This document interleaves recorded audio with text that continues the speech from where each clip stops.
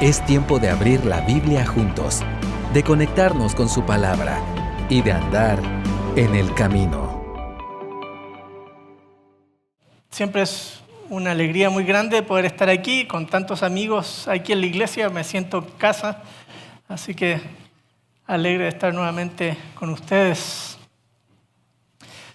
Me contaba Rolando que ustedes han comenzado a estudiar el Evangelio en un orden cronológico y están en la primera etapa, en la etapa del desarrollo del ministerio de Juan ahora. Y quisiera reflexionar esta mañana en torno a eso. Pero mientras estaba preparando el sermón, me acordé de varias experiencias que me han pasado por mucho tiempo yendo al aeropuerto. No sé si a ustedes les ha pasado, a mí me pasa cada rato eso.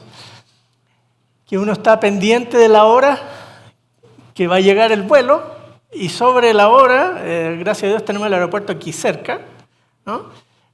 No sé cómo harán las personas que vienen desde Quetzaltenango o Huehue para mirar eso.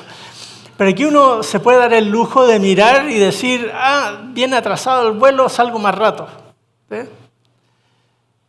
La cosa es que cuando uno va al aeropuerto y está ahí afuera esperando, a las personas, antiguamente uno podía subir al segundo piso, ¿recuerdan? Y desde el balconcito mirar a las personas entrando. Pues ahora no, ahora uno está en la calle mirando, ¿no? Y hay dos salidas. Se complica porque uno puede mirar de un lado o mirar del otro y no logra ver bien a las personas.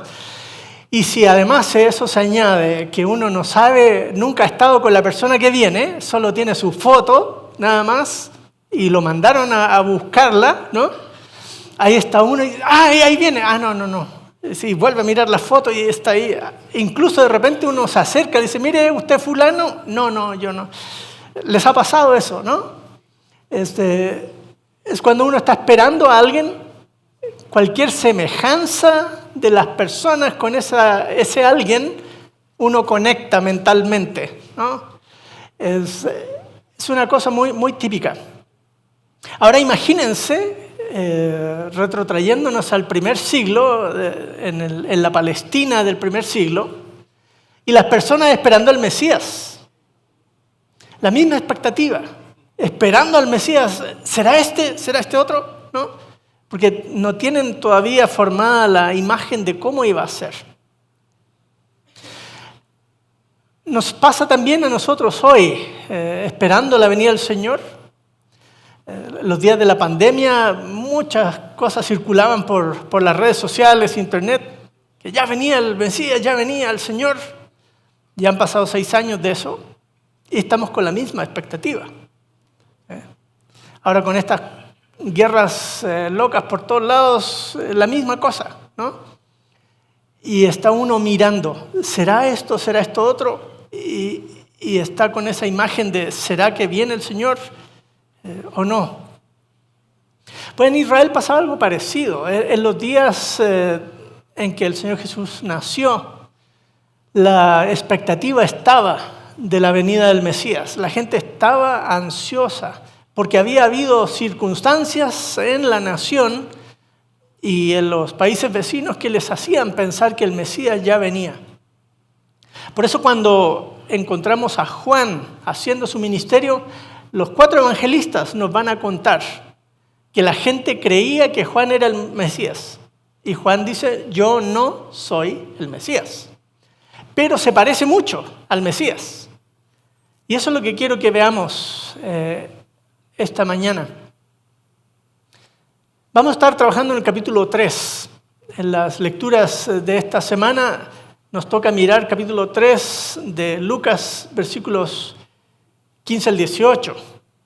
Pero para poder entender Lucas 3, 15 al 18, me gustaría que si tienen sus Biblias impresas ahí a la vista, me sigan la argumentación.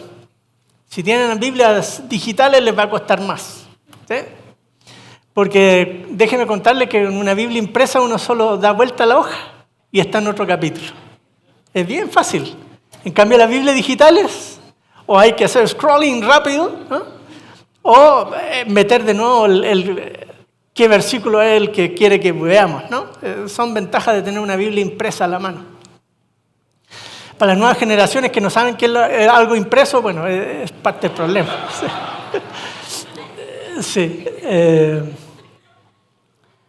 El Evangelio de Lucas estructura su Evangelio de tal forma que presenta al precursor del Mesías. Por ejemplo, Marcos, los primeros versículos después de la introducción son: y estaba Juan bautizando. De una vez. Pero Lucas no hace eso. Lucas ordena su material de tal forma que él pone primero al precursor, luego el Mesías, luego el precursor, luego el Mesías, luego el precursor, luego el Mesías. Y así se va. Vean conmigo. Capítulo 1 de Lucas. Después de la introducción que termina en el versículo 4, ¿qué cosa viene en el versículo 5? Es el anuncio del nacimiento de ¿quién? De Juan. De Juan. Y eso va hasta el versículo 25. Se anuncia el nacimiento del precursor. ¿Sí? El nacimiento del precursor. Luego, en versículo 26, el ángel va a María y le anuncia el nacimiento de ¿quién? De Jesús, del Mesías, ¿no? Del Mesías. Después María se va a visitar a su prima y cuando llegan, el versículo 57, se cuenta el nacimiento de Juan. Entonces vean, anuncio de Juan, anuncio de nacimiento de Jesús. Ahora, nacimiento de Juan y luego, capítulo 2, nacimiento de Jesús. Vean cómo Lucas está intercalando a ambos personajes en su historia completa. Precursor, Mesías. Precursor, Mesías. Y luego cuando llegamos al capítulo 3, ¿de quién habla? Del precursor, Juan, ya grande, cronológicamente ubicado en el año 15 del imperio de Tiberio César, dice el versículo 1, el capítulo 3. Siendo Poncio Pilato gobernador de Judea, Herodes tetrarca de Galilea, y ahí sigue, ¿no? Está ubicando cronológicamente la escena. No sabemos exactamente en qué momento, estamos hablando por ahí del año 27, 28, más o menos después de Cristo. Está Juan anunciando al Mesías, y eso es lo que vamos a mirar en los versículos previos. Pero en el versículo 20, 3:20, Herodes, porque Juan lo criticaba, ¿recuerdan? Dice, añadió, además de todas ellas, de las cosas bárbaras que estaba haciendo, añadió esta, que encerró a Juan en la cárcel. Y ahí termina el ciclo de Juan. Si de hecho miran versículos 21 y 22, Jesús es bautizado, pero no se dice quién lo bautizó. Sabemos por los evangelios paralelos que el que bautizó a Jesús es Juan, ¿cierto? Pero Lucas está sacando a Juan de la escena porque está introduciendo al Mesías. Viene el bautismo de Jesús, luego la genealogía de Jesús y luego Jesús en el desierto, tentado, y el inicio del ministerio de Jesús en Galilea. Luego en el capítulo 7, así como un paréntesis, se menciona que Juan está en la cárcel y envía a sus discípulos a preguntarle, ¿eres tú el Mesías o esperamos a otro? ¿Recuerdan? Capítulo 7. Entonces, tenemos capítulo 3, versículos 15 al 18, en este ciclo donde Lucas ya se ha encargado de decirnos quién es Juan. Por ejemplo, en el capítulo 1, versículo 67 en adelante, está la profecía de Zacarías, el papá de Juan. Tiene a su hijo en brazos y anuncia la venida del Mesías, el cuerno de salvación de la casa de David. Pero hacia el final de su profecía, vuelve hacia su hijo y le dice, versículo 76, y tú, niño, hablando a Juan, bebecito, serás llamado profeta del Altísimo porque irás delante del Señor para preparar sus caminos, para dar a su pueblo el conocimiento de la salvación por el perdón de sus pecados, y así sigue. Ya sabemos, leyendo Lucas, cuando llegamos al capítulo 3, que Juan es el que prepara el camino del Señor. Y es precisamente ese versículo que cita aquí, en el versículo 4 y 5, ¿sí? Como está escrito en el libro de las palabras del profeta Isaías: voz del que clama en el desierto, preparad el camino del Señor. ¿Sí? Eso nos enmarca el ministerio de Juan. Juan es el precursor del Mesías, es el que prepara el camino, el que acomoda a través de su mensaje el oído de las personas para que entiendan cuando viene el Mesías, el mensaje del Mesías. El que prepara los corazones, que los deja atentos para poder oír el mensaje receptivamente de lo que el Mesías viene a enseñar. Así que aquí tenemos a Lucas mostrándonos a Juan. Y Juan no tenía un sermón muy polite, ¿sí? Juan no era del tipo de personas que trataba de hacer volver a la gente de una manera suave, así, mire, ahí le encargo, sería bueno, ¿qué? No, vean cómo el versículo 7 empieza el resumen de su sermón. Decía a las multitudes que acudían para él, para que él las bautizara, les decía: camada de víboras, ¿quién os enseñó a huir de la ira venidera? ¿Sí? Muy diplomático, ¿no? ¿Sí?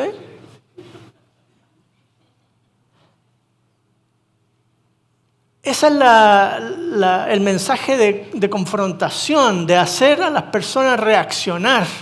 Están en una situación que no se dan cuenta que hay una discordancia profunda entre quienes son y lo que hacen, entre lo que dicen que creen y lo que muestran con sus hechos que creen.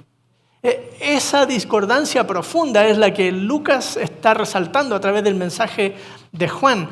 Y no lo va a dejar ahí con Juan nada más. Si ustedes le siguen la pista y le van a seguir la pista a Jesús en su ministerio, precisamente ese tipo de cosas son las que él les va a señalar, por ejemplo, a los fariseos. Hagan lo que dicen, pero no lo que hacen. Por ejemplo, ¿sí? Jesús va a decir ese tipo de consejos porque hay esa incongruencia, ¿no? Y Juan les dice: miren, ustedes deben arrepentirse y no pensar que simplemente porque son hijos de Abraham, versículo 8, tenemos a Abraham por padre, ¿sí? Dios puede levantar hijos de las piedras, hijos de Abraham. Así que no es ser parte de una comunidad, de un pueblo, lo que les garantiza ser parte del pueblo real, pueblo de Dios. Miren, lo mismo nos pasa a nosotros. Aquí en Guatemala ya tenemos más de 100 años de cristianismo evangélico, ¿no? Así que es fácil encontrar en una iglesia. El camino tiene como 50 años ya, por ahí. Es fácil encontrar en la iglesia aquí quizá uno que otro viejito que eran adolescentes cuando se fundó la iglesia, ¿sí? Que tienen a sus hijos, que ya tuvieron hijos y que acaban de salir los nietos o bisnietos a la sala cuna, ¿sí? O a la clase de niños, ¿sí? Es muy fácil que esos niños piensen que porque están aquí y siempre han estado aquí, y sus papás estaban aquí, y sus abuelos estaban aquí, automáticamente son hijos de Abraham, ¿sí? Y huir de la ira venidera porque van encontrando una disgregación entre su vida, lo que son, lo que creen y lo que hacen, ¿sí? Y Juan los llama a arrepentirse de eso. Juan les dice: arrepentíos. Y les advierte, ¿no? El hacha está puesta en la raíz de los árboles. Y todo árbol que no da buen fruto es cortado y echado al fuego. Y las multitudes empiezan a preguntarse entonces: ¿qué pues haremos? Y ahí él les da un par de ejemplos de qué hacer en concreto, ¿no? El que tiene 2 túnicas, que dé una túnica, que los que son soldados no se aprovechen de eso, y etc. Distintos ejemplos concretos de cómo mostrar en la vida cotidiana lo que dicen creer, ¿no? De repente nos pasa eso, que una cosa es el domingo aquí en la iglesia, cantamos, hacemos muchas cosas, y otra es la vida cotidiana. ¿Sabes?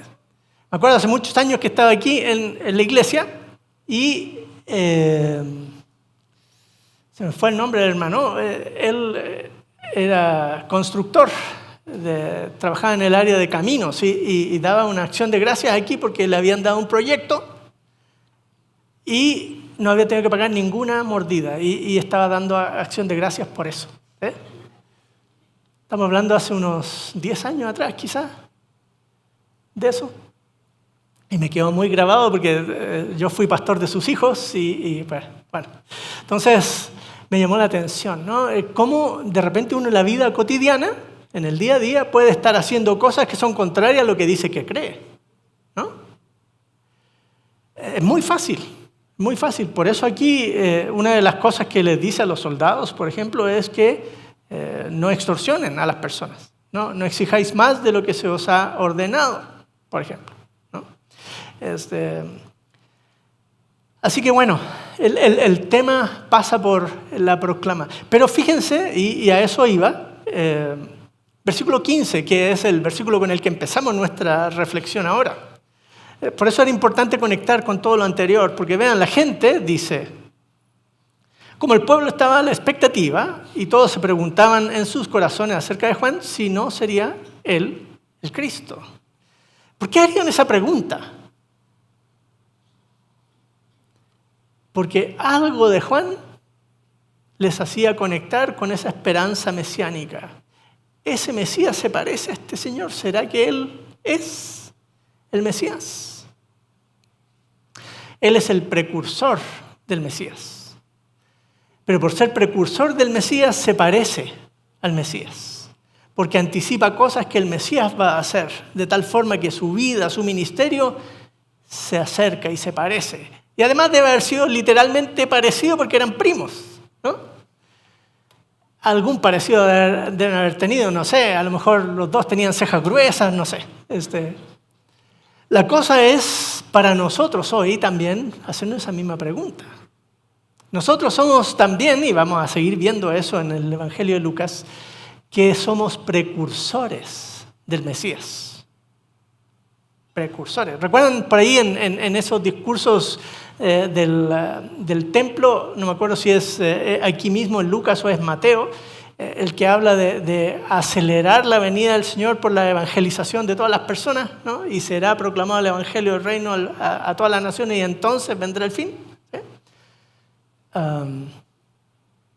Nosotros también somos precursores del Mesías. Me pregunto, ¿será que la gente se acerca a preguntarnos, disculpe, ¿será que usted es Jesús?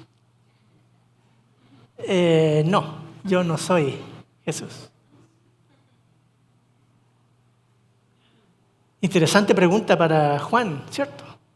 Interesante pregunta. Veamos qué responde él, porque le preguntan, ¿no? ¿Qué responde? Versículos 16 y 17 nos dan su reflexión. Él dice, respondiendo, diciendo a todos, yo os bautizo con agua, pero viene el que es más poderoso que yo, a quien yo no soy digno de desatar la correa de sus sandalias. Él os bautizará con Espíritu Santo y fuego. Está hablando del Mesías. Pero vean cómo se mira él a sí mismo comparado con el Mesías. Él no dice, por ejemplo, yo tengo 10,000 likes en mi cuenta. ¿Sí? Él no dice, tengo muchos seguidores, yo ya soy un influencer de la fe. No dice ese tipo de cosas, ¿no? Él se muestra una persona humilde. De hecho, tan humilde que él dice que no es digno siquiera de desatar la correa de sus sandalias. Pensando en la época, cuando llegaba una visita a la casa de algún hacendado que tenía siervos, el que haría esa labor sería un siervo. Le quitaría las sandalias y le lavaría los pies. ¿No? Y él dice que no es digno siquiera de eso. Es muy humilde él. Él sabe que él es el precursor, pero solo el precursor, no es el Mesías. Así que su ministerio es un ministerio de precursoría, ¿no? Él está preparando el camino del Señor, no es el Señor. Vean, nosotros de repente podemos, ministerialmente hablando, terminar siendo nosotros el centro de atención y dejar a Jesús a un lado, ¿cierto? Podemos creernos nosotros el Mesías y Jesús otro, ¿no? O mandarse a hacer dibujos de inteligencia artificial aparentando ser Jesús, ¿sí? ¿Dónde está mi cabeza en esas cosas? El Mesías es Jesús, no yo, ¿cierto? Pero eso no quita que nosotros hagamos nuestro trabajo. Él dice, yo os bautizo con. ¿Sí? Él hacía un ministerio de precursor, de guiar con una confrontación abierta hacia el arrepentimiento, preparando a las personas. El bautismo de Juan era un bautismo, como dice, de arrepentimiento. La gente expresaba su arrepentimiento a través de bautizarse. Pero vendría Jesús, el Mesías, que bautizaría con Espíritu Santo y fuego. Vean, aquí Juan está evocando dos cosas que el Mesías haría, que en su mente las veía juntas. Por eso cuando ve a Jesús que no pasan las dos cosas juntas, se desconcierta y le pregunta, ¿eres tú el Mesías o esperamos a otro? Porque él estaba esperando el fuego y solo vino el Espíritu, ¿no?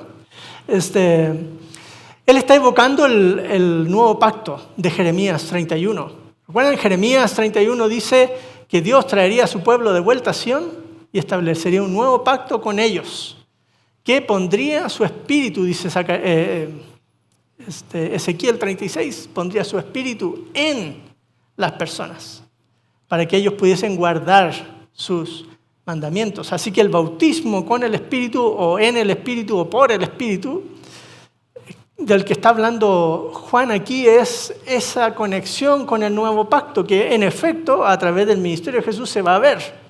Y en el libro de Lucas, claramente se ve a Jesús funcionando en una profundidad tremenda con el Espíritu, y hacia el final le dice, quedaos aquí, porque dentro de no pocos días seréis bautizados recibiréis la promesa del Padre. Y luego en Hechos 1:8 reciben el poder del Espíritu, ¿no? Porque Jesús les dice, recibiréis poder cuando haya venido sobre vosotros el Espíritu Santo y me seréis testigos. Capítulo 2, viene el Espíritu Santo. Y Pedro en su predicación dice, Jesús se ha sentado en el trono y desde ahí ha enviado al Espíritu. Así que el ministerio del Mesías está muy profundamente relacionado con el Espíritu. Por eso aquí Juan está hablando de que el Mesías vendría luego y bautizaría con Espíritu Santo, pero además con fuego.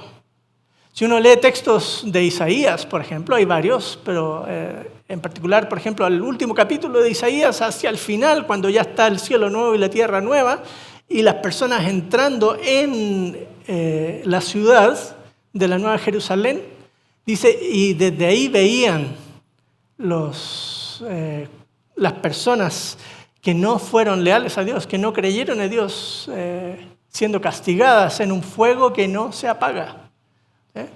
Eso es Isaías 66, no es Apocalipsis. ¿Sí?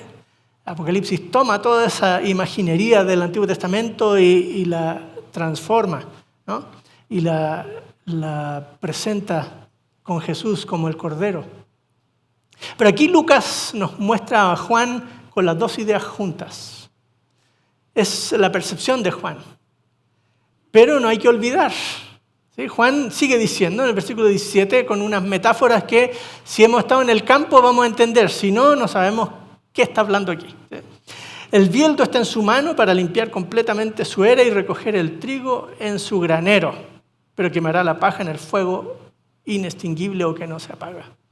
Donde hay siembra de trigo, ahí crecen las plantitas altas, se van poniendo doradas a medida que van madurando y secando, y una vez que ya están listas, entonces vienen con hoces y cortan y hacen manojos, ¿no? Manojos. Bueno, eso era en esa época, hoy hacen con máquina todas esas cosas, pero en esa época, ¿no? Hacían manojos y luego esos manojos venían a un lugar que se llama era.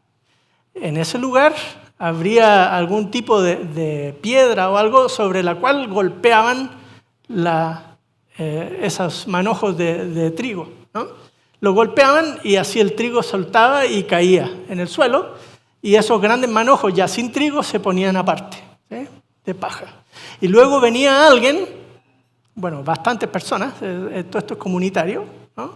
Ahí está el montón de trigo, pero no está limpio, está mezclado porque han estado golpeando, ¿no? Entonces vienen con un bieldo, o si ustedes quieren un azadón, ¿sí?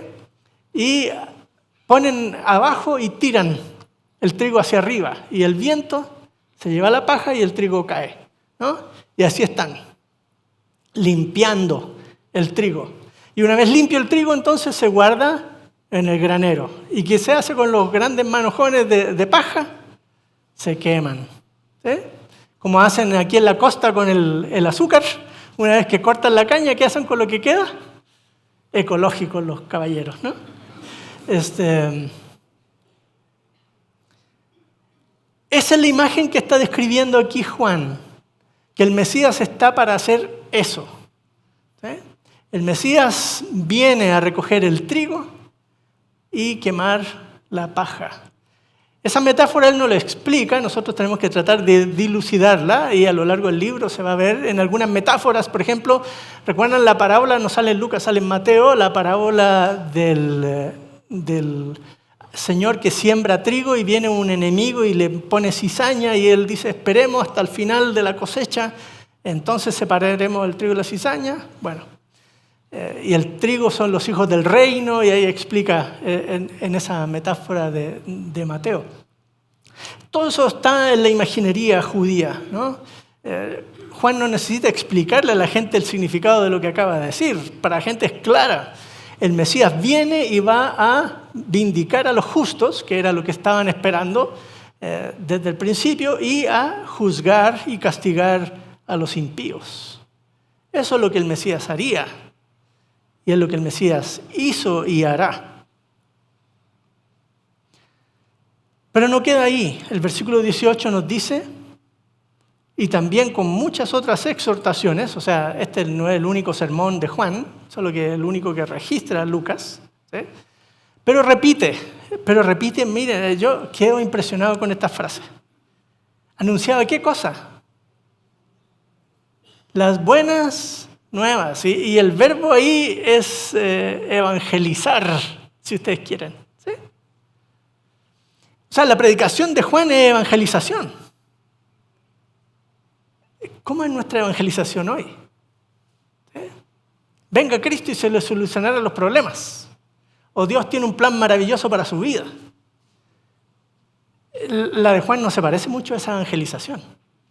La de Juan es una evangelización de confrontación, donde muestra a las personas dónde está el problema, de lo que ellos están haciendo que no debieran hacer. Ese es el mensaje de Juan, y eso es buena noticia, porque es una noticia acerca de la venida del Mesías, y es una noticia que trae esperanza y vindicación a los justos.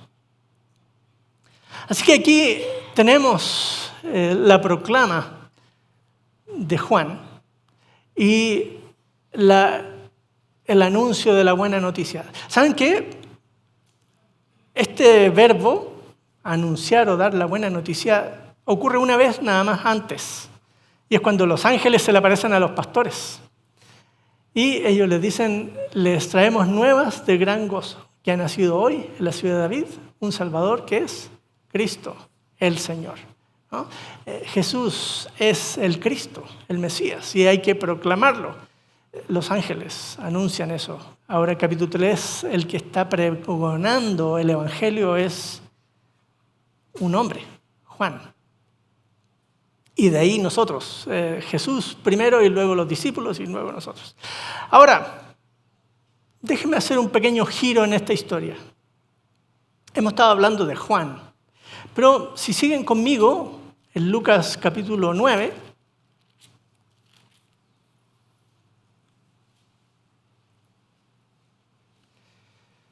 dice versículos 1 y 2, reuniendo a los 12, les dio poder y autoridad sobre todos los demonios y para sanar enfermedades, y los envió a proclamar el reino de Dios y a sanar los enfermos. Y ahí está. Y los envía. Envía a los 12. Luego los 12 van, hacen su ministerio preparativo, porque el Mesías iría luego a esos lugares a proclamar el Evangelio. ¿no? Entonces, dice el versículo 6, salieron e iban por las aldeas anunciando el Evangelio y sanando por todas partes. Así que el Evangelio tiene algo que ver con el reino de Dios, ¿no? Y del Mesías que ha llegado. Pero si uno da vuelta a la página, bueno, 2 páginas, va a llegar al capítulo 10. Y en el capítulo 10 ahora ya no son 12. Versículo 1. El Señor designó, depende de la versión, a 70 o a 72 y los envió de 2 en 2 delante de Él, ¿sí? A preparar camino a donde Él iba a ir, ¿no? Vean, en Lucas no hay un solo precursor, Juan. Ahora tenemos a los 12 que son precursores y luego a los 70 que son precursores. Y díganme, ¿qué pasa en Hechos 1:8? ¿Cuántos precursores hay ahí? Todos nosotros, ¿no? Y me seréis testigos. Y me seréis testigos. También nosotros somos precursores del Mesías. También nosotros somos llamados a vivir el Evangelio de tal manera que la gente nos mire y se acerque a preguntarnos, ¿eres Jesús? ¿Eres el Mesías? No como Soto Santiago ahí en San Lucas, ¿no? Sino como Mesías, realmente, ¿no? Jesús, el Mesías. Juan, si bien él tiene claro quién es en relación al Mesías, se parece, actúa y enseña como el Mesías, pero no es el Mesías. Lo sigue y ama. Es humilde en su función, mostrando lo que venía desde su perspectiva. Nosotros ahora somos proclamadores también, precursores, pero ya sabemos que el Señor vino, pero vendrá otra vez. Y por eso también nosotros al proclamar anunciamos que el Señor vino. Y su obra, su mensaje, su poder transformador. Pero es un doble desafío para nosotros. Porque si decimos que el Mesías transforma, ¿qué de nosotros? ¿Cierto? Debe haber congruencia de nuestro mensaje. Jesús también llama al arrepentimiento. Si ustedes siguen la predicación de Jesús en el Evangelio de Lucas, Jesús va a decir, arrepentíos. Es el mismo mensaje de arrepentimiento. Y debemos agregar esa dosis en nuestra proclama también. No solo acepte a Cristo, sino arrepiéntase. Y arrepentirse no quiere decir simplemente repetir palabras de algo, sino dejar de hacer lo que uno está haciendo. Y no en 360 grados, ¿no? Eso está claro. En 180 grados, ¿no? En vez de seguir en lo mismo, tenemos que dar un giro a la espalda e ir en la dirección contraria, ¿no? Nosotros también somos precursores del Mesías. También somos llamados a proclamar las buenas nuevas de salvación. El Mesías ya vino y nos dio de su Espíritu. Y la actividad del Espíritu en nosotros nos permite ser proclamadores eficaces, sin duda, ¿no? Así que tenemos un buen desafío por delante. Ahora, mi invitación para ustedes esta mañana, todavía mañana, ¿sí? Mi invitación es a que seamos precursores del Mesías.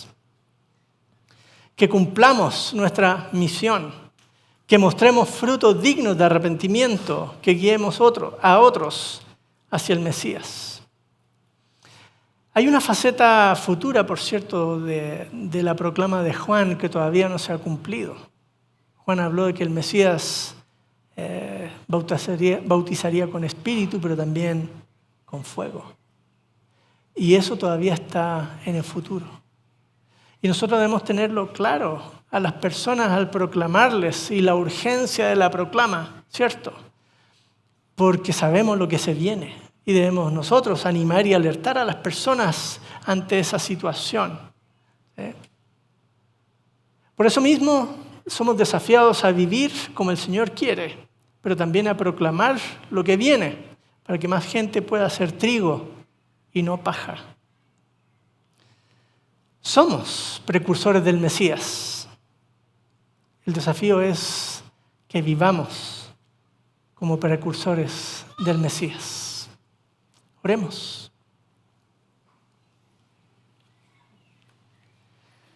Señor, gracias. Gracias por Juan, por su valentía, por atreverse en el desierto a hablar a las personas y a ser usado por ti en esta transformación de los corazones de las personas.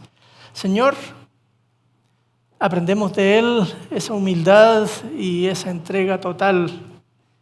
Será más adelante otro evangelio que nos contará que Juan dice que es necesario que él mengüe y que el Mesías crezca.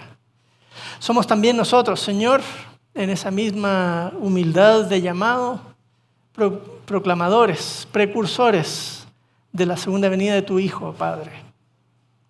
Por eso, Señor, te pedimos de todo corazón que nos fortalezcas, que tu Espíritu nos inunde, para que podamos ser proclamadores eficaces, para que podamos, Señor, ser precursores del Mesías, esta vez en su segunda venida.